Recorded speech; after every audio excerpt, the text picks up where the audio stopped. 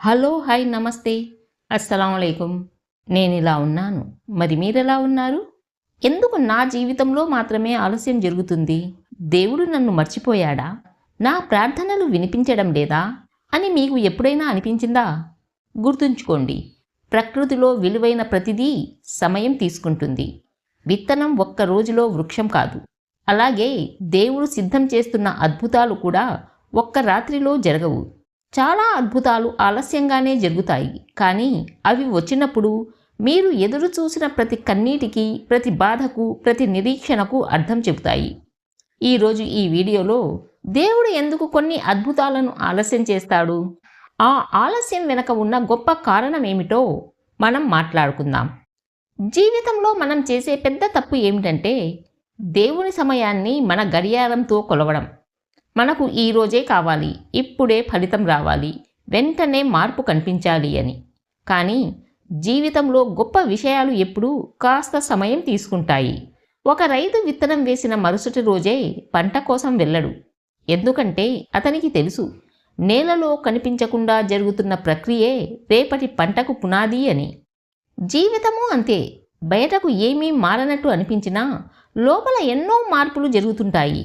మన ఆలోచనలు, మన సహనం, మన విశ్వాసం, మన వ్యక్తిత్వం ఇవన్నీ నెమ్మదిగా రూపుదిద్దుకుంటాయి. చాలామంది ఈ నిరీక్షణ దశలోనే ఆశ వదిలేస్తారు. ఇంకా ఏమీ జరగదు అని నిర్ణయించుకుంటారు. కానీ నిజమేమిటంటే అద్భుతం మొదలయ్యే ముందు చాలాసార్లు నిశ్శబ్దం ఎక్కువగా ఉంటుంది. ఆ నిశ్శబ్దాన్ని అపజయంగా చూడకండి. అది సిద్ధమవుతున్న విజయానికి సంకేతం కూడా కావచ్చు. మీరు ఈరోజు ఎదురు చూస్తున్న సమాధానం రేపు రావచ్చు, ఈ నెలలో రాకపోవచ్చు. కానీ సరి అయిన సమయంలో వచ్చిన ఒక్క అవకాశం ఎన్నో సంవత్సరాల నిరీక్షణకు అర్థం చెబుతుంది. కాబట్టి గుర్తుంచుకోండి, ఆలస్యం అంటే నిరాకరణ కాదు. కొన్నిసార్లు అది అద్భుతానికి ముందు జరిగే తయారీ ప్రక్రియ మాత్రమే.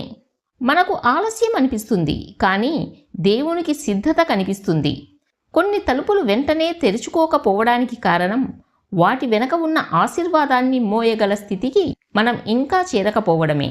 ఒక్కసారి ఆలోచించండి, 5 సంవత్సరాల పిల్లవాడి చేతిలో కారు తాళాలు పెడతారా? లేదు. ఎందుకంటే కారు చెడ్డది కాదు. కానీ ఆ పిల్లవాడు డ్రైవింగ్ చేయడానికి ఇంకా సిద్ధంగా లేడు. అలాగే జీవితంలో కొన్ని అవకాశాలు, కొన్ని విజయాలు, కొన్ని సంబంధాలు కూడా సరి అయిన సమయంలోనే మన జీవితంలోకి వస్తాయి. ముందే వస్తే అవి మనకు భారమయ్యే అవకాశం ఉంటుంది. చాలాసార్లు మనం అడిగేది ఒక్కటే, ఇంకెప్పుడు అని. కానీ జీవితం అడిగేది వేరే ప్రశ్న, నువ్వు సిద్ధంగా ఉన్నావా అని. ఈ నిరీక్షణ కాలంలో మన సహనం పెరుగుతుంది, మన ఆలోచనలు మారుతాయి, మనలోని అహంకారం తగ్గుతుంది, కష్టాలను తట్టుకునే శక్తి పెరుగుతుంది. ఇవన్నీ రేపు వచ్చే అద్భుతాన్ని నిలబెట్టే బలమైన పునాదులు. అందుకే ప్రతి ఆలస్యాన్ని శాపంగా చూడకండి. కొన్నిసార్లు అది మనల్ని మరింత బలంగా, మరింత విలువైన వ్యక్తిగా మార్చే శిక్షణ. గుర్తుంచుకోండి, సరి అయిన సమయంలో వచ్చిన అద్భుతం తొందరపడి వచ్చిన అవకాశం కంటే ఎంతో గొప్పది. జీవితంలో ప్రతి ఒక్కరికి ఒక పరీక్షాకాలం ఉంటుంది. ఆ కాలంలో బయటకు ఏమీ మారనట్టు అనిపిస్తుంది. ప్రార్థనలు చేస్తున్నా సమాధానం రాదు. ఎంత కష్టపడినా ఫలితం కనిపించదు. అలాంటి సమయంలో చాలామంది 2 తప్పులు చేస్తారు. ఒకటి, ఆశను వదిలేస్తారు. రెండవది, తమ విలువను మాత్రమే తక్కువ చేసుకుంటారు.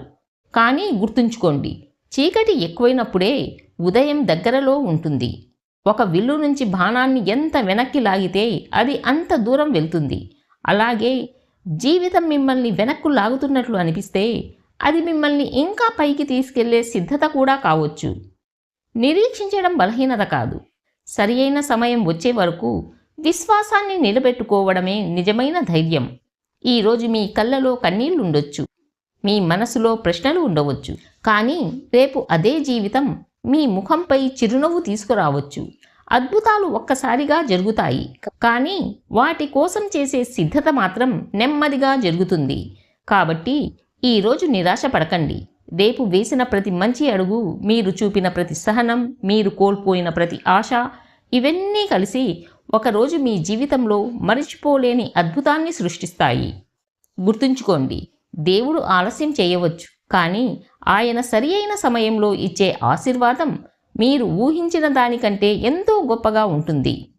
జీవితంలో వెనక్కి తిరిగి చూసినప్పుడు ఒక నిజం స్పష్టంగా అర్థమవుతుంది.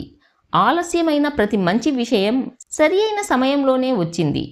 ఆ రోజు మనం బాధపడ్డాం, ఎందుకు జరగలేదని దేవుణ్ణి ప్రశ్నించాం.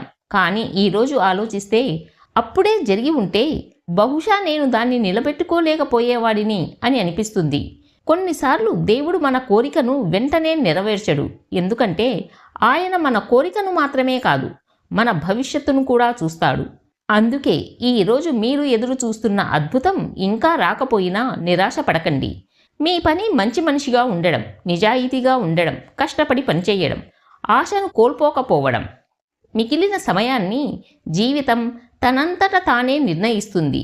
ఒకరోజు మీరు వెనక్కి తిరిగి చూసి ఇలా అంటారు, ఆ ఆలస్యం లేకపోయి ఉంటే ఈ అద్భుతం ఇంత అందంగా ఉండేది కాదు అని. కాబట్టి ఈరోజు మీ హృదయంలో ఒక్క మాటను నిలుపుకోండి. అద్భుతాలు ఆలస్యంగా జరుగుతాయి, కానీ అవి వచ్చినప్పుడు జీవితాన్నే మార్చేస్తాయి. మీరు ఈరోజు నిరీక్షిస్తున్న అద్భుతం కూడా మీ వైపు నెమ్మదిగా నడుస్తూ ఉండవచ్చు. కాబట్టి ఆశను వదలకండి, ఎందుకంటే మీ కథలోని అందమైన అధ్యాయం ఇంకా ముగియలేదు. ఈ వీడియో చూస్తున్న మీకు ఒక మాట చెప్పాలనుకుంటున్నాను. బహుశా మీరు చాలా కాలంగా ఎదురు చూస్తూ ఉండవచ్చు.